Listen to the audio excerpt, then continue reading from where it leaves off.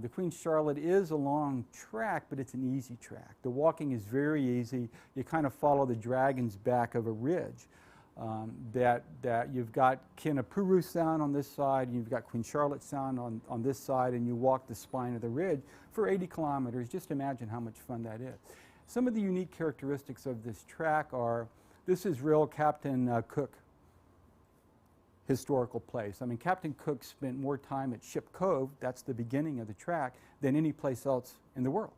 And so the way you do the track is you get a boat ride out to Ship Cove, and then you start your hike back the 80 kilometers to Anakiwa. And what makes the Queen Charlotte so much fun is that even though you put in kind of long days, we did a 35-kilometer day, you can break it up though if you want and do 2 15-kilometer days. And then at the end of each day, you have your choice of where to stay. And the unique thing about this track is that they built the track, and it's not that old. They built it in 1960s. It connects a bunch of resorts that used to be just for sailboats and for boaters to get to. So that means they're all supplied by sea.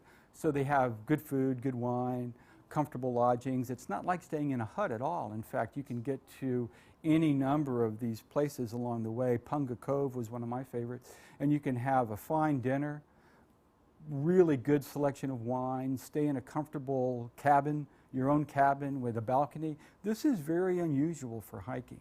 I think anybody, even hikers who are not really hardcore, would find the Queen Charlotte track utterly amazing and very appealing. And a neat thing about this track is that when you get up in the morning, instead of putting on your backpack and carrying all your stuff down to the next stop, you just hike with a camera and a jacket and you leave your suitcase out, and a boat comes by and picks up your stuff and brings it to the next place. You just put a tag on where you're going to be. There's a guided option to the Queen Charlotte track too, which I think is a good one.